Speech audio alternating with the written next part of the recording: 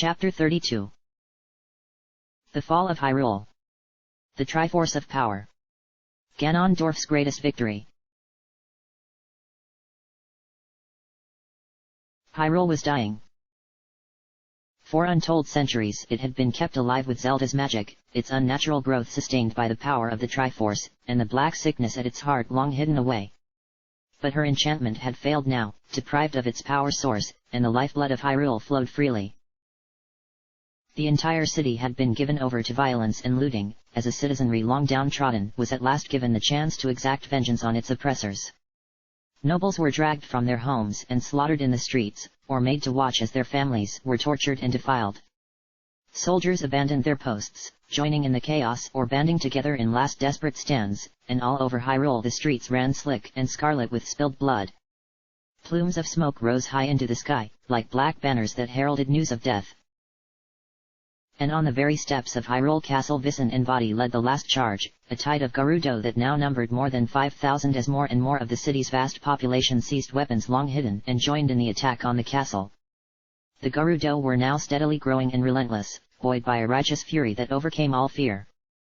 As the doors splintered and the walls crumbled they poured inside, driven by the fervor of imminent victory. Zelda's reign was ending, her kingdom collapsing. But even as the last defenders of the entrance hall retreated and Vissen rallied his troops to him with cries of victory, the city trembled, and the sky went dark. It was only for a moment, but they all felt it, from the castle gardens all the way down to the deepest slums. For that moment, all thoughts of bloodshed were put aside as the darkness gave way to blinding light, like a second sun burning above the city. All eyes turned to Hyrule Castle, the source of that blinding light. High above the city, atop the Tower of the Gods where the banners of war blew in the snowy wind, the true fate of Hyrule was being decided. And somewhere, deep inside the pit of their stomach, every single man and woman knew it. The violence continued and the blood still flowed, but underneath it all the city of Hyrule was holding its breath. Everything had become light. There was no wind. No sound. No pain. Only light. The fury of Zelda's magic was unlike anything he had ever seen, a noiseless apocalypse that poured forth from her hands and enveloped him completely, threatening to tear his body apart and scatter his consciousness to the winds. But his magic was strong, as well, and his will was even stronger. Ganondorf, his mouth open in a silent scream of agony, pushed back against the magic that was overwhelming his very thoughts, drawing upon the power of the Triforce more than he ever had before. His silent scream became a long, thunderous bellow of rage as he broke through the spell, and Zelda's magic was shattered. The princess was thrown backwards like a ragdoll in a hurricane, and a cataclysm of light and noise washed over the spires of Hyrule Castle. The building shook again, violently this time, and now many of the weakened towers began to give way, toppling to the ground in ponderous clouds of dust and stone. Time seemed to move very slowly as Ganondorf charged across the tower towards Zelda. She stumbled to her feet and slashed viciously at the air with her rapier, and from the tip of her sword magic flowed. Ganondorf batted the spells aside effortlessly, closing the distance between them in a matter of seconds and forcing Zelda to meet his shining broadsword with her own blade. Again and again he swung, and again she parried, until in his ferocity he swung too hard and she dodged, dipping and spinning gracefully so that his blade passed harmlessly over her head and the momentum of his swing left him wide open. Zelda reached out and gently laid a hand on his chest. Lightning flowed from her and into him, and he screamed as his insides burned. But even in his agony he knew to use his weight against her, diving forward and bringing his forehead crashing down into the bridge of her nose. HKK! Zelda made a strangled sort of sound as her nose and orbital bones broke, and the flow of lightning ceased. She staggered backwards, face draped in red, the deadly point of her rapier flicking upwards to bat aside the swing that would have decapitated her. Magic crackled over Zelda's face as her wounds healed themselves and her bones clicked back into place. Ganondorf also drew upon the Triforce to heal himself, but the effort taxed him. He stepped backwards and broke off their combat, eyes wide. "How?" he asked. "How are you doing this? Where are you getting this power?" Her eyes were cold as she raised her sword once more and came towards him. "All magic comes from the power of the Triforce. From us. Did you really think that, because you removed one aspect of this power, I would become impotent? The rapier flickered and darted in and out, trying to find a hole in his guard, but each time Ganondorf's sword was there. He spun the great sword suddenly, effortlessly. Though the sage's blade was enormous, as tall as Zelda herself, he wielded it expertly and with ease. The movement caught Zelda off guard and her sword clanged noisily against his in a shower of sparks. She was close to him, inside his reach, and he kicked low at her shin, crushing the greave and snapping the bone. Zelda fell backwards, but twisted sideways and transferred her momentum smoothly into a leap upwards as soon as she hit the floor. She caught another blow of Ganondorf's, one that would have cut her in two. Though the great sword was moving fast and with all of Ganondorf's strength behind it, she still managed to deflect it with her rapier, altering its motion with the most precise of touches. Her leg began to heal, the magic burning even hotter than before. This time pain showed on Zelda's face, and she stumbled backwards. Her guard never dropped and she regained her balance almost immediately, before Ganondorf could take advantage of the misstep. Do you still not understand? I am the Triforce of Wisdom, Zelda said. I am Nero. I am Hyrule. She pressed forward now, driving him back, her free arm settling behind her back in a classic fencer's stance. The blade in her hands was blindingly fast, biting at his arms, at his sides, at his legs. This city and every living thing in it are a part of me. I have spent 1,000 years shaping Hyrule, binding it to my soul, pouring my power into it. And now... Her free hand shot out from behind her back, and caught the blade of Ganondorf's sword. Her gauntlet shattered in a spray of blood and metal, but she held the sword firmly. I can take that power back. She stabbed him in the chest. Ganondorf knew immediately that the Triforce would not heal this wound.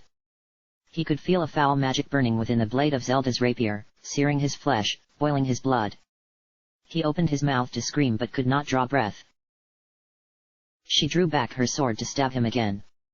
With an almighty effort Ganondorf threw himself forward, lunging through the air to drive his entire body into Zelda, sending both of them crashing to the floor. She scrambled to draw herself to her feet, but he seized her legs and pulled her down again, swatting aside one last desperate swing of her rapier. She kicked at him savagely, her heavy steel boots crashing into his face, but he ignored the blows and pinned her to the ground. No, no. His hands wrapped around her throat, clenching with all of their strength. Through blurred vision he could see a look of alarm on her features, her blue eyes opened wide as they looked into his own. He was dying. Ganondorf knew that. It was something he had done before, and had always feared as he feared nothing else. This time, the terror did not come, and his every thought was bent on taking Zelda into death with him. He could do it. He was strong. He tightened his massive hands around Zelda's neck, so pale and slender, and slammed her head into the cold stone floor, again and again. He felt one of her hands wrench itself into his side, burning him with terrible magic, but still he did not let go. Zelda's mouth worked soundlessly, her hair matted with blood and flung over her face in wild tangles, and now there was panic in her eyes, and rage. She thrashed about furiously underneath him, struggling in vain against his enormous weight. He was shaking with effort, his mind overwhelmed with agony, but still he hung on, pressing down on her throat, hoping and praying that her skull would shatter, or that her spine would snap, and that she would. Zelda's second hand managed to find its way between them, and press itself against the spot where she had stabbed him. She poured lightning into his wound, and finally the pain became too much, his vision went white, and his grip loosened. She kicked him off of her and he crashed backwards. Ganondorf tried to lift himself to his feet, but found his muscles unresponsive and his limbs heavy. He lay there, staring at the snowflakes that still swirled above them, and watched the steam of his last breaths being swept away by the cold wind. From somewhere beside him there came a horrible hacking and retching sound as Zelda struggled to breathe. Her difficulties ceased after some minutes, and then there was the sound of clinking armor as she stood.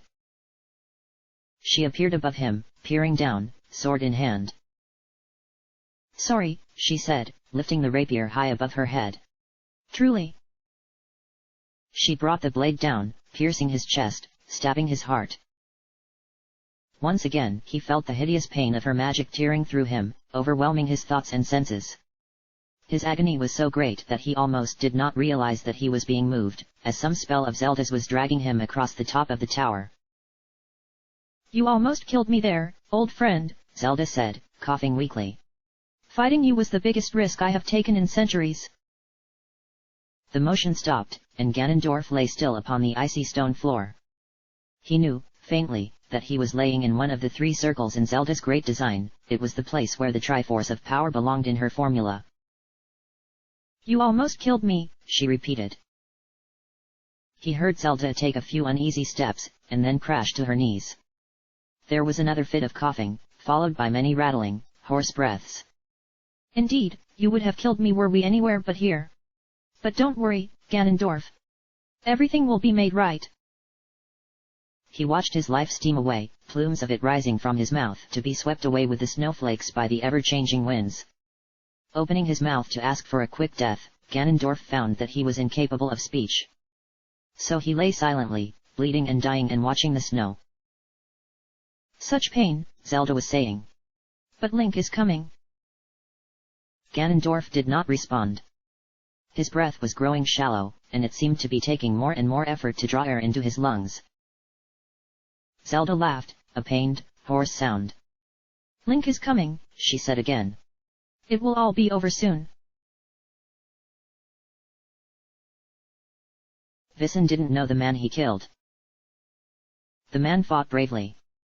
He stood, shoulder to shoulder with the rest, when the doors were smashed open and the rebels poured into Hyrule Castle.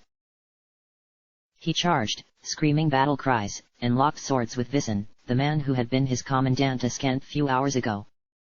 Vissen saw the fear in his eyes, and also the rage and the bloodlust that overtake all men in the heat of battle. Vissen opened his abdomen with a short, compact stroke, and the man fell down and died.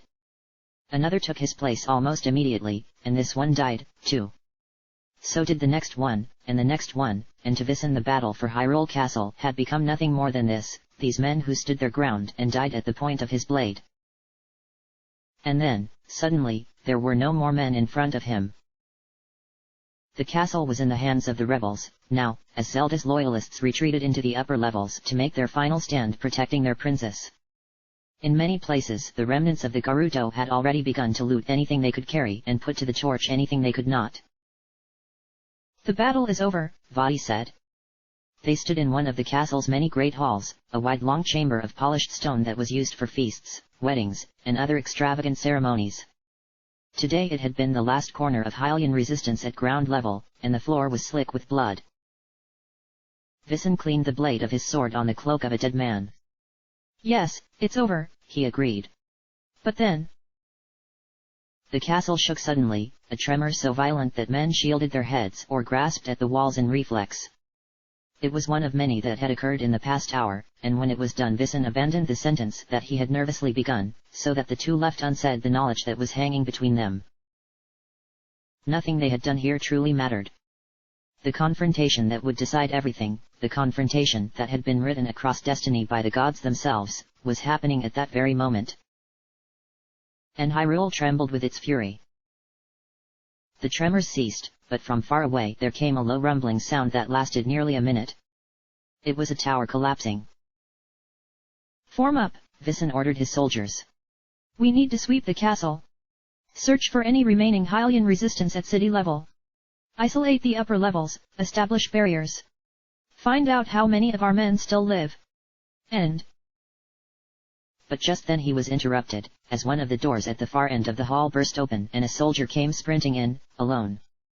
When 20 different men drew swords on her, she stopped, raising her hands up slowly to remove her helm. Vissen knew her. A captain. She hadn't hesitated when he had given the order to abandon Zelda and join the side of the rebels. Karain, he said, gesturing for the Gerudo to stand down. You have news. We've rendezvoused with the Sortie Force, Commandant Vissen. He didn't bother to remind her that he had resigned his post when he had betrayed the princess.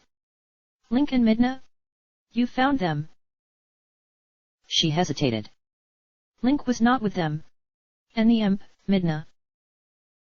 The castle rocked again, and Karain didn't finish her sentence. But Vaati did.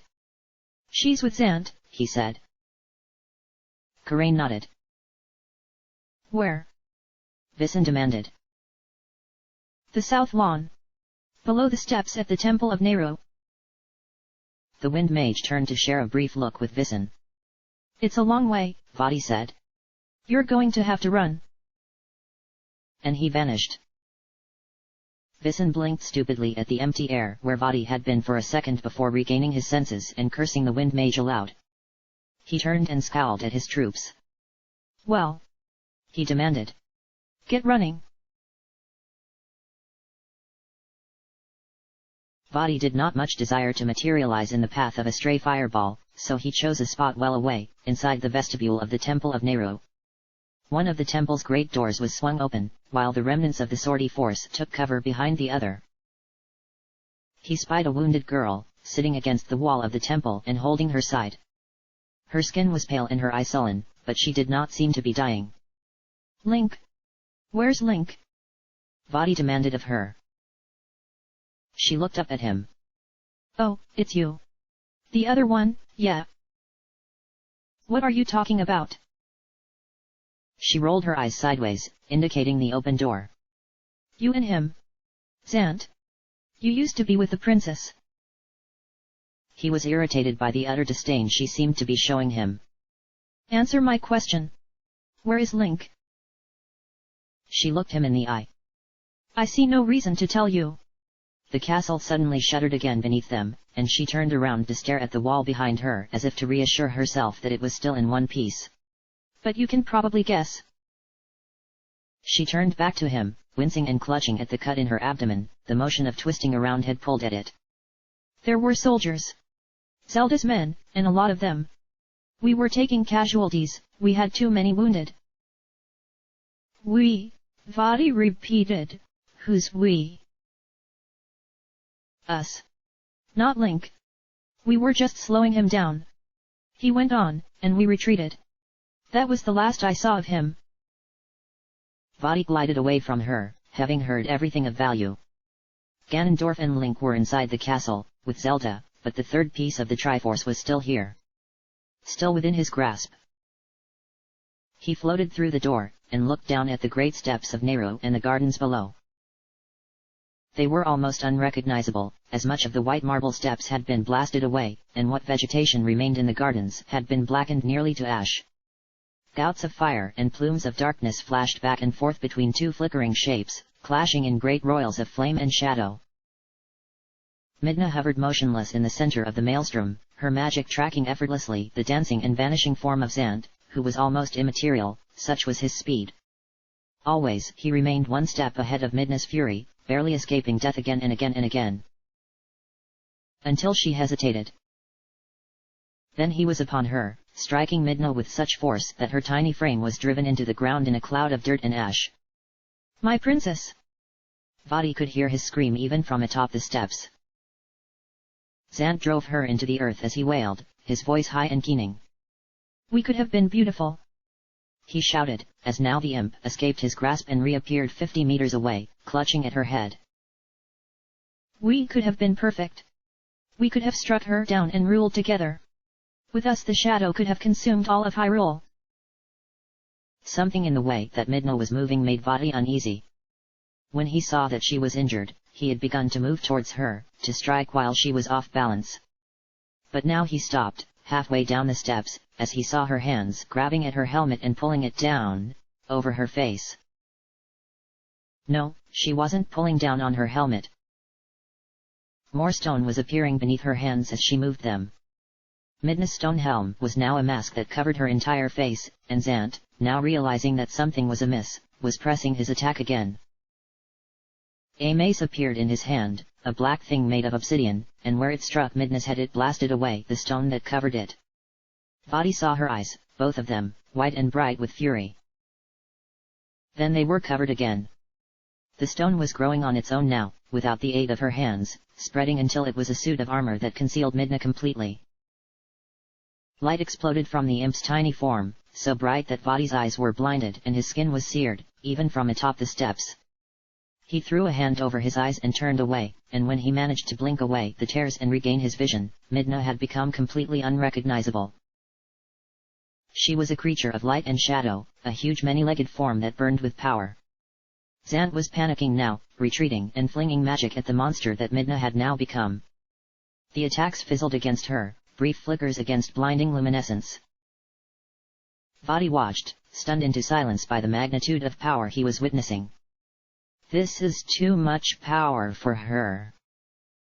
She will burn. But she didn't, somehow. A giant fist closed around the form of Zant, lifting him high into the air. The vizier struggled, uselessly, as Midna simply watched him.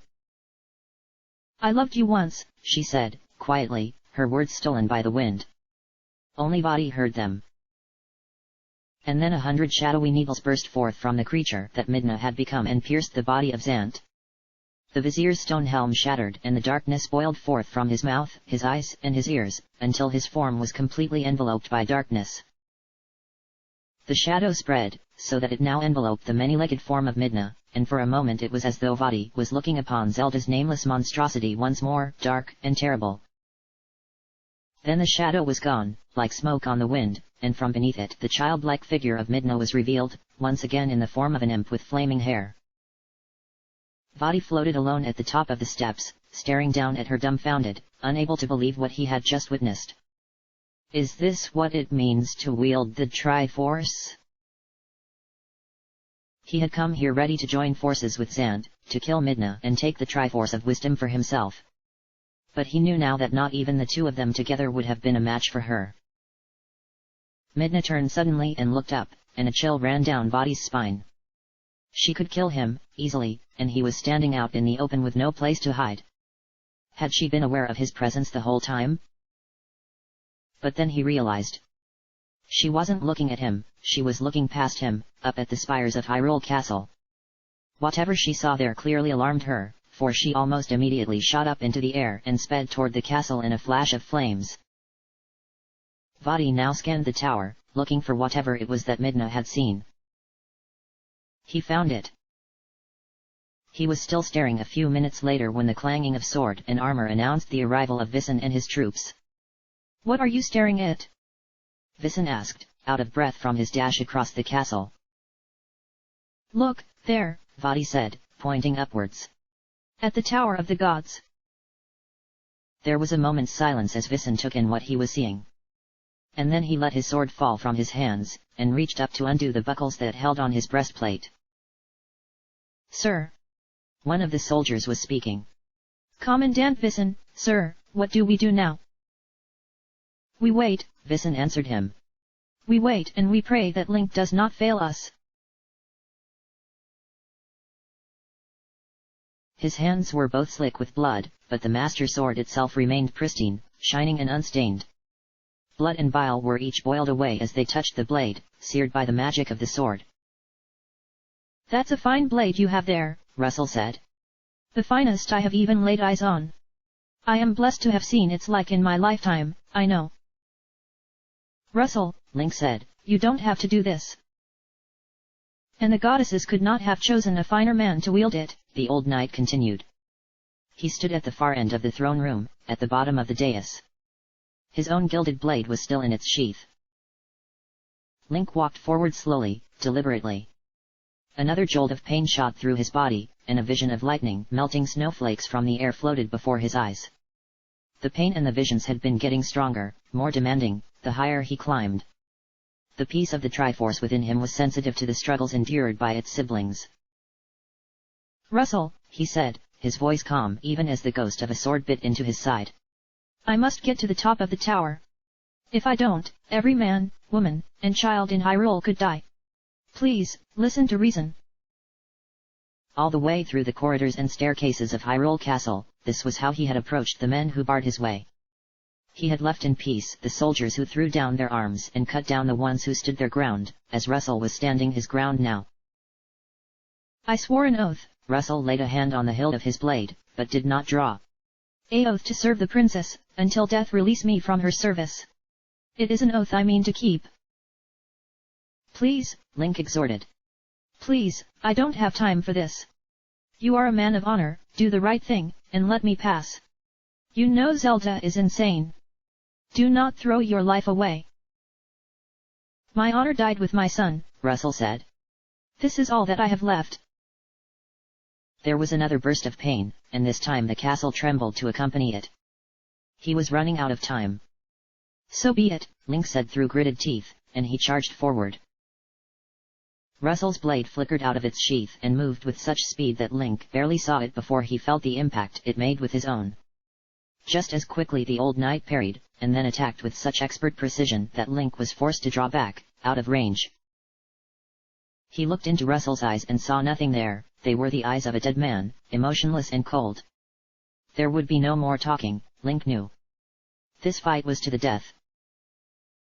The phantom pains were constant now, as the battle raged atop the Tower of the Gods, and growing ever more insistent. They threatened to engulf Link's senses completely.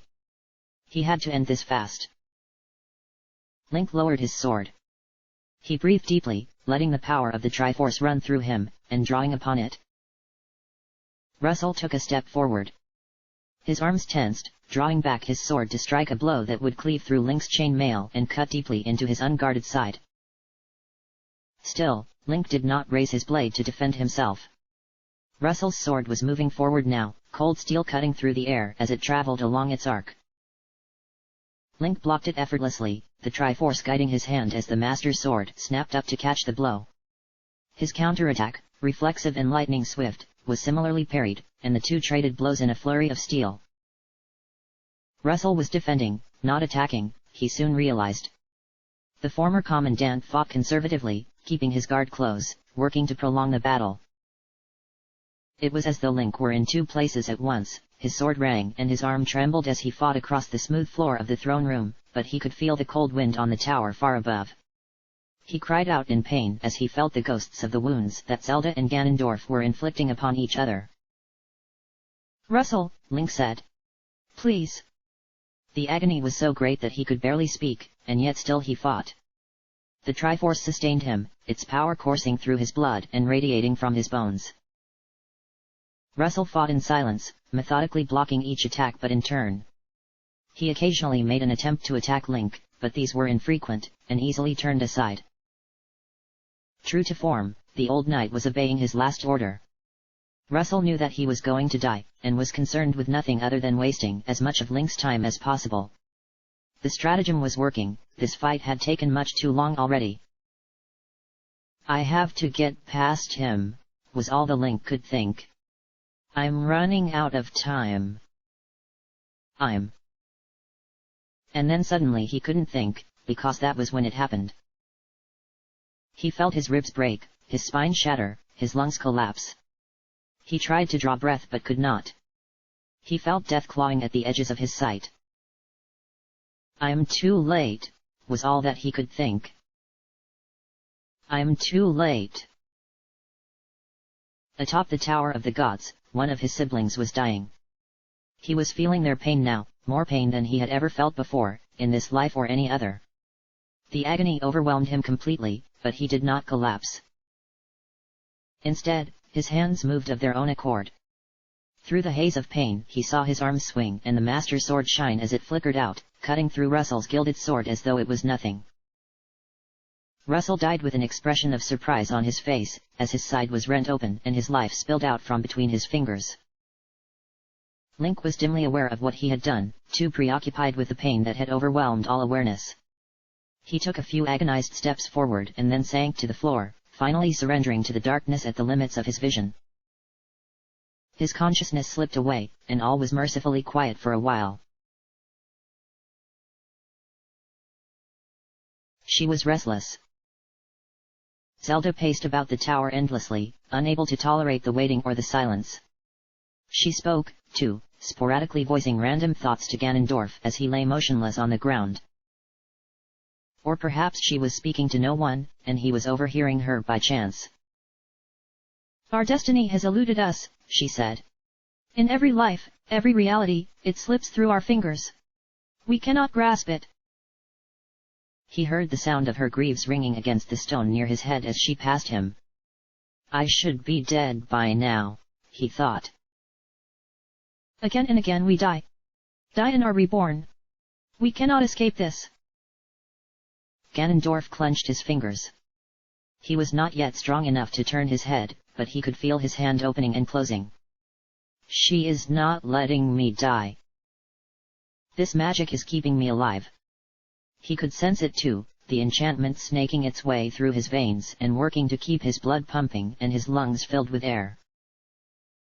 You tried, old friend. And you nearly succeeded. So she was talking to him. He opened his eyes to find Zelda peering down at him, her gorget unfastened as her free hand rubbed at her throat. Ganondorf could see deep purple bruises beneath her white fingers, and could sense pain in her voice. But you always died, in the end. Thanks to Link, or to me. You always died. She walked away again. That is our destiny, he said.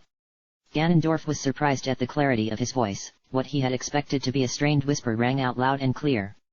To die. Zelda reappeared. Death is failure. What sort of gods are we if we are mortal? This time he kept his silence. She continued. You failed because you tried alone. We are three parts of one whole, and we are meant to rise together. Together. He laughed. You stand over me, sword in hand. This is not together, Zelda. She smiled at this, a small pitying smile. You are here, and you are alive. The Triforce of Power will occupy its place in the array. That will be enough. And it was true. Ganondorf could feel the great enchantment beginning its work, drawing upon the magic within him and growing ever stronger. He was a part of Hyrule now, as Zelda had been for so many centuries.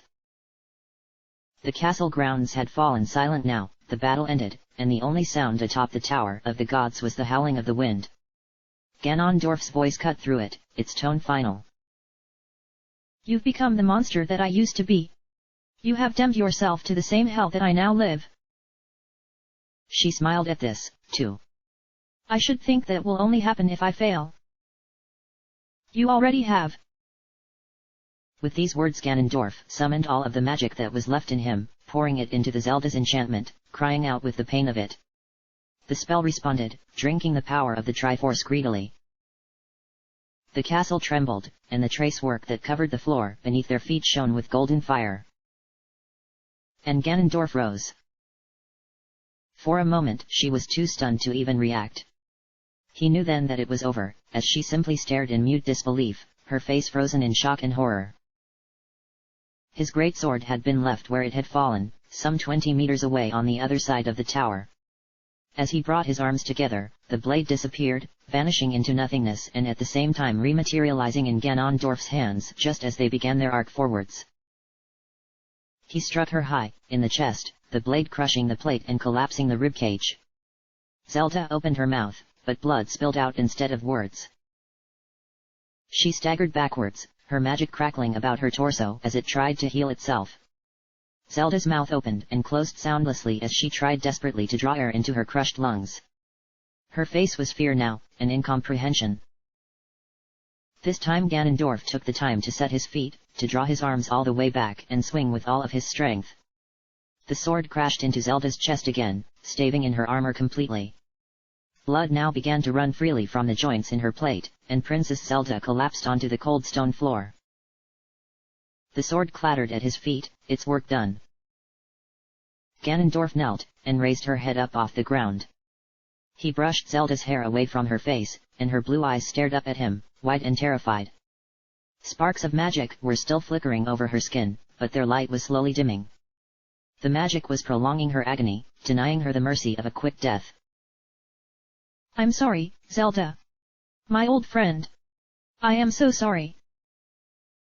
Zelda's mouth was moving, trying to form words. Whether she was apologizing to him or cursing him, he could not tell. He held her until she died. Ganondorf remained there for a long time, kneeling upon the ground with Princess Zelda in his arms. When the snowflakes on her face stopped melting, he stood and with one hand tore down one of the great crimson banners that hung from the pillars that ringed the tower. Using a corner of the fabric, he wiped away the blood from Zelda's mouth and nose. Forgive me for this. You deserve better.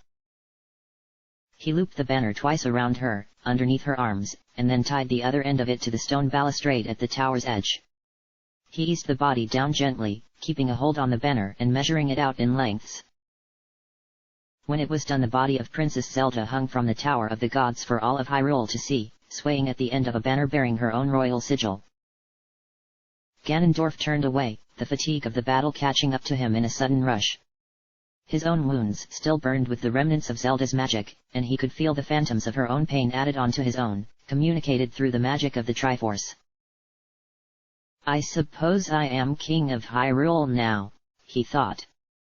But the thought brought him no happiness, or satisfaction, only a sense of emptiness. "Perhaps I have finally defeated the monster that I used to be." He was tired. Slumping up against one of the great stone pillars, he sank to the ground, staring at the grey sky and the whirling snowflakes. Tears stung his cheeks, and he found himself relieved that he was still capable of feeling grief for the death of a friend. "So I am not an human after all. So it's over." He didn't remember closing his eyes, but he must have. Ganondorf opened them to find Midna floating at the edge of the tower, looking down at the body hanging below. "We won," she said, looking up. She was smiling. "We won," Ganondorf agreed, but there was no joy in his words. Midna glided past him, examining the carvings in the floor. It took her a moment or so, but she gasped when finally realized what she was looking at. "This is Zelda's undoing," Ganondorf finished. "She was arrogant. She thought that the Triforce would obey her, and only her. She thought that she could control it." "How do you mean?" Midna asked. "The spell requires all 3 pieces of the Triforce to be complete. Zelda intended to take those pieces, to force us to assume our positions in the array, and draw upon our power to make herself a god. Why didn't it work?" "Because of you." She floated back into his field of vision. "Because of this." She held up her hand, examining the golden triangle that shone there. Ganondorf nodded weakly. "Yes. Zelda's enchantment would have worked flawlessly, but for one thing, she no longer possessed the Triforce of Wisdom. And when her enchantment began its work, it drew power not from her, but from me. And power flows both ways." With some effort, Ganondorf raised his arm and clenched his fist, showing Midna that the Triforce of Power still burned strong within him. Zelda believed that she and the Triforce of Wisdom were one, inseparable, entity. She was proud. She did not think that her own magic could be used against her. "But you used it." "I did. The magic responded to the Triforce. In the end, it did what it was made to do." Midna continued to examine her hand. She drew upon the Triforce, and the circles on the ground began to glow faintly. "We did it," she said. "Zelda is dead. Hyrule is ours." Her smile widened, so that she was grinning widely now. "And so is the Triforce. You, and me, and Link, we hold all 3 pieces. We can." "No," he cut her off immediately. "The 3 pieces of the Triforce must remain separate." Midna's smile vanished. "But why? Think of what we could do." He chuckled weakly. "That's what I'm afraid of." "Ganondorf. I know you're afraid of who you used to be, but you're different now. The 3 of us, together, could use the Triforce for good. Our people could live again, the Gerudo, the Twilight, we could bring them back." This made him think for a moment. But then he glanced at Midna, and saw the untempered desire shining in her one visible eye. "No," he said. "What's dead is dead. Life and death are beyond our control, and playing God will only bring us misfortune." "You can't know that," she exhorted. He could hear in her voice how badly she wanted this.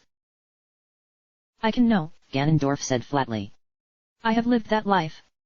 And so did Zelda. You must trust me, Midna, we cannot bring our people back." She turned away from him, and glided to the balustrade again. Looking down on Hyrule, she asked, "So what now?" "We wait for Link to get here," he said. "And then we leave Hyrule forever." Her body stiffened. "Leave Hyrule? Are you mad? We just fought a war to liberate this city. And we have succeeded. There is no more for us here. My job is done. Let Hyrule govern itself. As he said these words, he felt a great peace wash over him. This, he felt, was the right thing to do, to relinquish his chance to be king, to walk away from all this power and never look back. This one thing I can do right. So what will you do? Where will you go? Midna asked. She continued to stare down at the castle grounds, far below. North, I think. To speak with the god Vala once more. I have a question for him.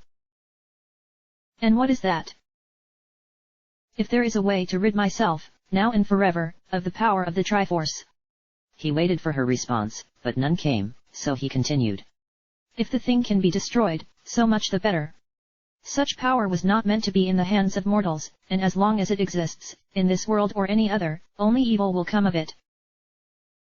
Link would agree with you, Midna said quietly. He would think it was the right thing to do.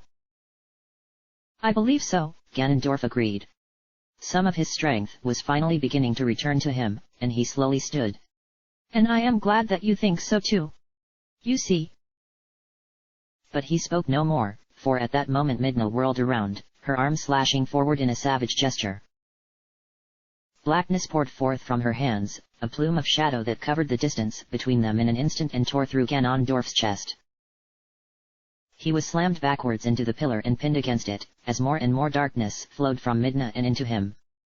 When he opened his mouth to speak, only shadows issued forth, and the golden sigil on his hand flickered and went out. Ganondorf looked at Midna. His eyes did not hold any anger, or sadness, or confusion. Only pity. She lowered her arms to her side, and the shadows holding him upright vanished. Sliding down the pillar, he collapsed in a heap on the floor with one final crash of metal. He sighed slowly, his breath a thin cloud of steam. Then Ganondorf closed his eyes, and died.